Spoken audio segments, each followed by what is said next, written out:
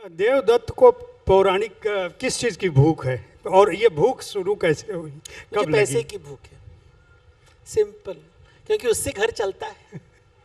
वो तो आपके पास बहुत है पहले से है। नहीं, वो अभी कितनी भूख होनी चाहिए। उसके आजकल हम भूख शब्द इस्तेमाल नहीं करते। आजकल हम जो कॉरपोरेट जगत में हम उसे महत्वाकांक्षा बोलते हैं। तो ये महत्वाकांक्षा के लिए आपने सरस्वती को ही साधन क्यों बनाया, और ज्ञान को किसी, क्यों? देखिए, जब तक सरस्वती नहीं होगी तब तक आप क्या कार्य कर पाओगे? हल चलाने के लिए सरस्वती चाहिए, बिजनेस करने के लिए सरस्वती चाहिए, युद्ध करने के लिए सरस्वती चाहिए। सरस्वती के बिना शिवजी भी त्रिशूल नहीं चला पाएंगे। ज्ञान तो चाहिए सबको सर। आप क्या किताबों का कारोबार कर रहे हैं? आप प्रकाशक तो हैं नहीं? देखिए, कारोबार शब्द भारत में हम क्या करते हैं ना, वणिक समाज को रिस्पेक्ट नहीं करते जो बनिए होते हैं, क्योंकि वो लेन देन की बातें करते। देखिए, पूरी जो भारतीय शास्त्र है ये लेन देन की बात होता है। चित्रगुप्त की बात होती है, जो कायस्थ होते हैं वो चित्रगुप्त की बात करते हैं, लेन देन की बात करते हैं, डबल एंट्री बुक कीपिंग की बात करते हैं। पाप का मतलब क्या है? पाप का मतलब है जब आपकी जिंदगी में ऋण आता है कि आपने भोग लिया है। पुण्य की बात क्या है? आपने क्रेडिट दिया है। तो ये पूरा फाइनेंशियल सिस्टम है। मोक्ष का मतलब क्या है? ऋण से मुक्ति, डेट फ्री। लेकिन हम कारोबार से इतने डरते क्यों हैं? क्योंकि हम ऋण की बात नहीं करना चाहते। डर लगता है कारोबार से, क्योंकि लक्ष्मी का भी कारोबार होता है, सरस्वती का कारोबार होता है, जो राजा होता है वो भी कारोबार कर रहा है।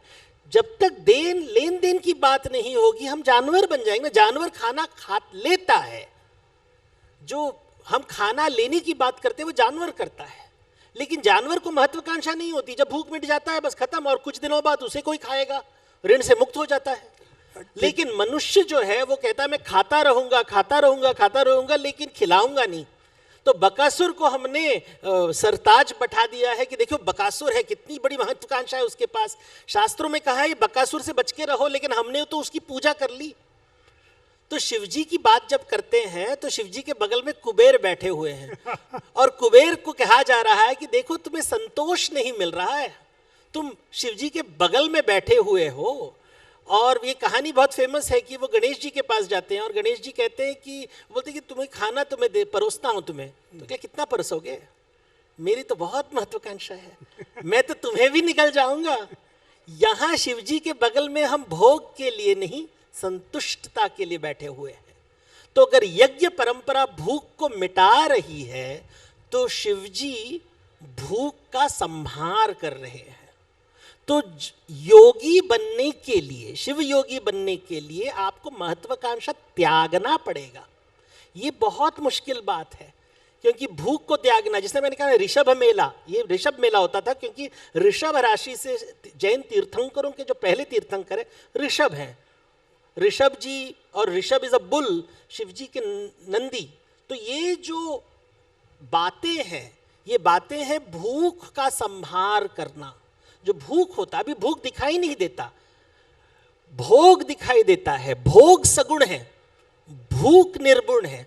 तो जब किसी ने कहा कि मैंने भूख मिटा दी है, कैसे, उसका सबूत कैसे मिलेगा? सबूत तो नहीं मिलेगा। तो केवल गेरुआ वस्त्र पहन के आप तो कोई भी, मैं भभूत लगा दूं मैं शिवजी बन गया। तो ये इंस्टाग्राम वाली जनरेशन है ना, कि मैंने मोर पंख लगा लिया तो मैं शिव कृष्ण बन गया, मैंने भभूत पहन लिया तो मैं शिवजी बन गया। लेकिन शिवजी बोल रहे भैया अर्थ दिखाओ। ये जो अर्थ है तुम अर्थ निकाल नहीं रहे हो, क्योंकि अर्थ को मैं, इसका प्रमाण तो कोई नहीं दे सकता है। तुम अपने आप को बेवकूफ बहुत अच्छी तरह से बना सकते हो, लेकिन शिवजी देख रहे हैं कि किसको बेवकूफ बना रहे हो। भैरव आके ऐसे चपाट मारेगा तुम्हें, जोर का पड़ जाओगे। ये नौटंकी वाली दुनिया हो जाती है। तो इसी लीला शब्द इस्तेमाल होता है कि देवताओं को पता है कि तुम लीला कर रहे हो। जब श्री कृष्ण की कहानी, आप राम जी की कहानी हो रही है, तो वो लीला कर रहे हैं। उन्हें पता है कि सामने वाला समझ रहा है कि वो बहुत अक्लमंद है।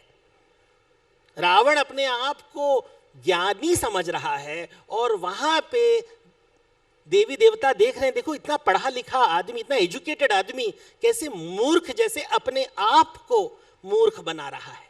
कि देखो मैं महत्वाकांक्षी हूं, मैं ग्रीडी नहीं, मैं लोभी नहीं हूं, मैं महत्वाकांक्षी हूं। ये शब्द आप सब जगह देखिए, मैं बहुत महत्वाकांक्षी लोगों को देखा हूं, जब उनसे मिलता हूं तो लगता है कि बकासुर से मैं बात कर रहा हूं, कहीं मुझे निगल ना जाए।